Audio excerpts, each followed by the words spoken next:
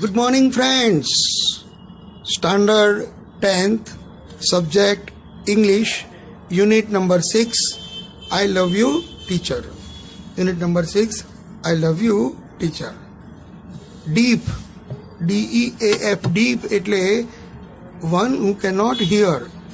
Deep એટલે બહેરો, જે વ્યક્તિ સાંભળી શકે નહીં તે. Imitating એટલે અનુકરણ કરવો. Imitating એટલે અનુકરણ કરવું. અવેકન્ટ, અરાઉઝડ, જગાડવું. અવેકન્ટ એટલે અરાઉઝડ, જગાડવું. ક્યુરિયોસિટી,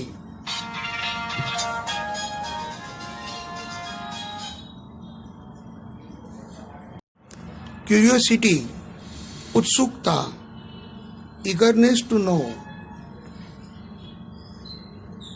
અટર્ડ એટલે બોલ્યું. અટર્ડ એટલે ઉચ્ચારણ કર્યું. બાઉન્ડલેસ એટલે લિમિટલેસ, મર્યાદા વગર. હેવિંગ નો બાઉન્ડ્રીઝ, કોઈ મર્યાદા, કોઈ સીમા વગર. સેક્રિફાઇસ્ડ, ગેવ અપ સમથિંગ વેલ્યુએબલ, બલિદાન આપ્યું. સેક્રિફાઈસ એટલે બલિદાન આપ્યું. પરસ્યુટ ટુ, કન્વિન્સ, સમજાવવું. Overcome, to win over, overcome એટલે જીતવું. સોલ એટલે આત્મા, સ્પિરિટ. સેન્સ એટલે ફિલિંગ, લાગણી. ડિલાઇટ એટલે આનંદ અને પ્લેઝર. એમેઝ, સરપ્રાઇઝ, એસ્ટોનાઇઝ, આશ્ચર્યચકિત થવું. ઓબે, ફોલો કમાન્ડ્સ એટલે હુકમને અનુસરવું. મિરેકલ, એ વેરી અમેઝિંગ ઇવેન્ટ, ખૂબ જ ચમત્કારિક ઘટના. ઓર્ડિનરી, એવરેજ, સામાન્ય. પાથ એટલે રસ્તો, વે. ઓપોર્ચ્યુનિટી એટલે ચાન્સ, તક. Provide, to make available, to make available. Provide એટલે પૂરું પાડવું. Ability, skill to do something, skill to do something, કંઈક કરવા માટેની સમર્થતા. Loneliness, without company. લોનલીનેસ એટલે કે કોઈ પણ સંગાત વગર. ડિસઅપિયર એટલે અદૃશ્ય થવું. પ્રોગ્રેસ, ટુ ગ્રો અપ, પ્રગતિ કરવી. બેરલી, હાર્ડલી, સ્કેર્સલી, ભાગ્યે જ. રેપિડલી, ખૂબ જ ઝડપી, ક્વિકલી, ફાસ્ટ. ઇનડેબિટેડ, ઓબ્લાઇઝડ એટલે ઇનડેબિટેડ, કૃતજ્ઞતા. Heed to, pay attention to, ને ધ્યાનમાં લેવું. ગોલ એટલે ધ્યેય. ઇનેટ એટલે જન્મજાત, સહજ, કુદરતી. તો મિત્રો, આ પાઠના સ્પેલિંગો બહુ અગત્યના છે. હવે પાઠ શરૂ કરીએ એ પહેલાં થોડી પ્રસ્તાવના રૂપ. Helen Keller.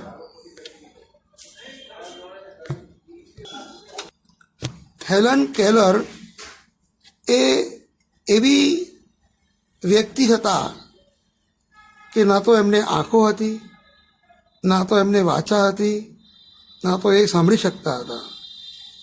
અને આટલી બધી કમતરતા, આટલી બધી એમના માટે ખામીઓ હોવા છતાં પણ એમણે એક પત્રકાર તરીકે, એક સ્પીકર તરીકે, એક નેતા તરીકે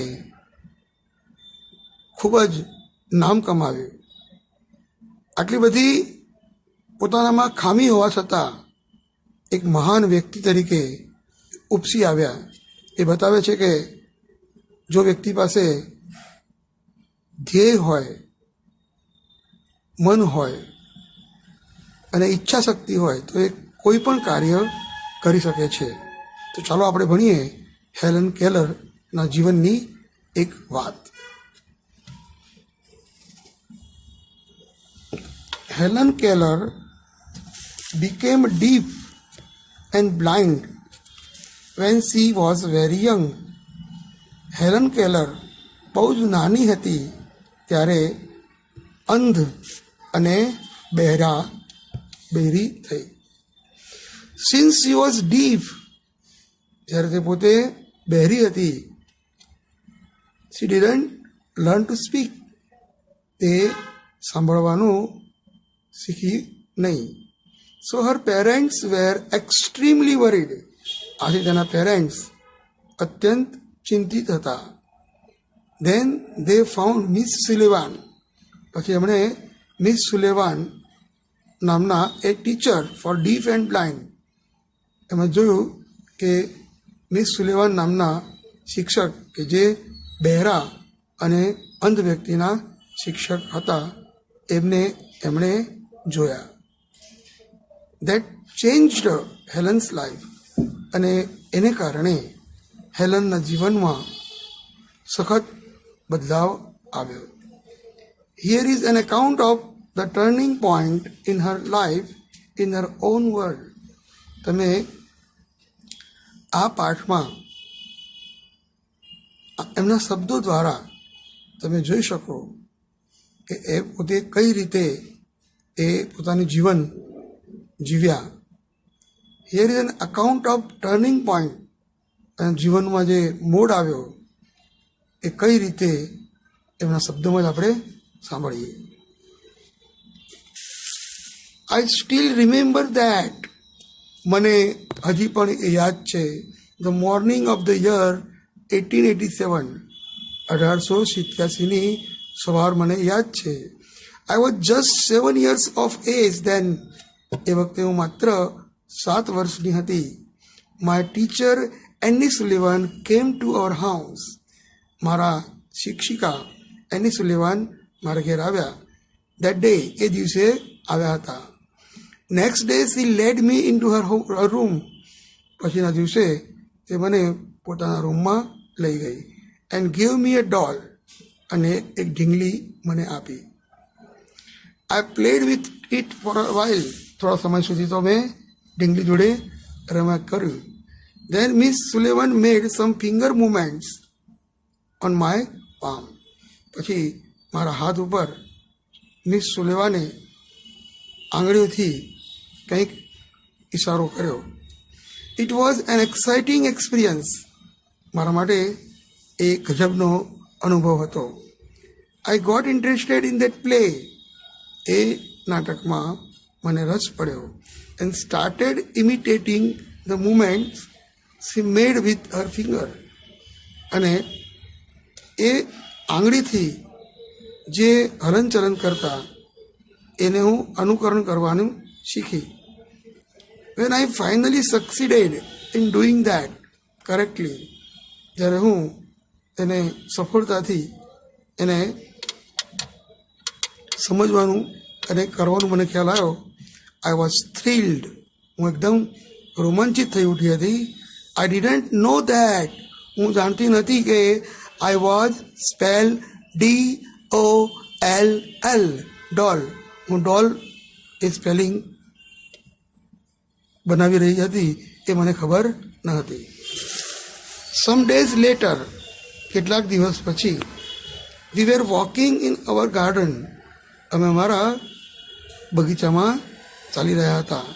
suddenly my teacher put my hand under the water tap. પાણીના નળની નીચે મારી શિક્ષિકાએ મારો હાથ મૂક્યો, લઈ ગયા. As the cool flow of water ran over one hand. મારા એક હાથ ઉપરથી ઠંડુ પાણી વહેતું હતું. She spelled WATER, water. તેણીએ શબ્દ લખ્યો water on my other palm. બીજા હથેળી પર WATER એવું લખ્યું. We played this game every day, touching different objects. અમે આ રમત દિવસમાં આખો દિવસ આ જ રીતે અલગ અલગ વસ્તુને સ્પર્શ કરી અને અમે એને શબ્દ તરીકે જાણવાની ક્રિયા, અમે આ ક્રિયા રમતા, આ પ્રક્રિયા કરતા. ઇટ અવેકન માય સોલ. એને કારણે મારો આત્મા જાગૃત થયો. આઈ કેમ ટુ નો દેટ. મને જાણવા મળ્યું કે એવરીથિંગ હેડ એ નેમ. દરેકે દરેક વસ્તુને નામ હોય છે. Now each name gave birth to a new thought. દરેકે દરેક નામ એક નવો વિચાર આપતું હતું. Every object I touched seem to throb with life. એક કે એક ઓબ્જેક્ટ કે જેને હું સ્પર્શ કરતી એના એ એનામાં જીવન ધબકતું લાગતું. Aha, I was connected with the world through all the words. હું દુનિયાને શબ્દો સાથે હું જોડાઈ. Miss Sullivan use to take me to long walks every morning. Miss Sullivan મને રોજ સવારે ચાલવા માટે લઈ જતા. I had a lot of questions to ask. મારે એમની જોડે ઘણા બધા પ્રશ્નો પૂછવાના હતા. I would write something on her palm. હું એમના હાથમાં કંઈક લખતી. એન્ડ ઇન ટર્ન, અને એના સામે એ પોતે પણ she would talk into my palm. મારા હથેળી પર બોલતા. The people talk into babies ears. જાણે કે બાળકના કાનમાં બોલતા હોય એ રીતે તે મારા હથેળી પર બોલતા. My teacher satisfied my curiosity. મારી શિક્ષિકાએ મારી ઉત્સુકતા સંતોષી. Now everything around me was full of life, love and joy. હવે મારા આસપાસનું દરેક વસ્તુ જીવનથી ભરપૂર હતું, લવ, પ્રેમ અને આનંદથી ભરપૂર હતું. The second stage of learning, અમારા અભ્યાસનો બીજો તબક્કો, વોઝ મોર ડિફિકલ્ટ. ખૂબ જ મુશ્કેલ હતો. It was also based on the sense of touch. એ પણ સ્પર્શ પર આધારિત હતો. Miss Sullivan would speak a word. Miss Sullivan કોઈ શબ્દ બોલતી and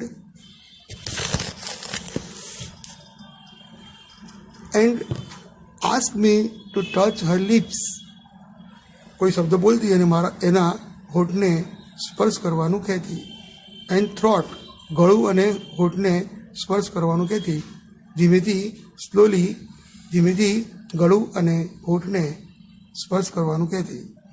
I learn to speak through the movement of the lips and the vibration in the throat. હું ગળામાં થતી ધ્રુજારી અને હોઠોના હલનચલનથી હું બોલવાનું શીખી.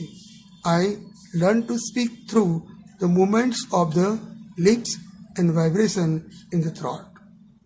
Van I uttered my first word. જ્યારે મેં મારો પ્રથમ શબ્દ ઉચ્ચાર્યો, it gave me boundless delight. મને ખૂબ જ આનંદ મળ્યો, અમર્યાદિત આનંદ મળ્યો. Now I started talking with my toys. હવે હું મારા રમકડા જોડે વાતો કરતી. સ્ટોન્સ, પથ્થર જોડે, ટ્રીઝ, વૃક્ષો જોડે, and birds in the garden. બગીચામાં પક્ષીઓ જોડે વાતો કરતી. I felt amazed. મને આશ્ચર્ય લાગતું. And delighted as my sister ran to me when I called her. જ્યારે હું મારી બહેનને બોલાવતી અને ત્યારે એ દોડતી આવતી, એ જોઈને મને ખૂબ જ આનંદ થતો. And my dog obeyed my commands. અને મારો કૂતરો હું બોલતી એ પ્રમાણે આજ્ઞાનું પાલન કરતો. I was able to speak. અરે, હું બોલવા માટે સમર્થ હતી. It was a miracle. એ મારા માટે એક ચમત્કાર હતો. તો મિત્રો, તમે જોયું કે હેલન કેલર, એનું પાત્ર ગજબનું છે. આટલી બધી કઠણાઈ વચ્ચે પણ તેણે શીખવાનું ચાલુ રાખ્યું અને એક મહાન વ્યક્તિ બન્યા. એની વાત આપણે નેક્સ્ટ લેક્ચરમાં કરીશું. C you again on the next lecture. Bye bye.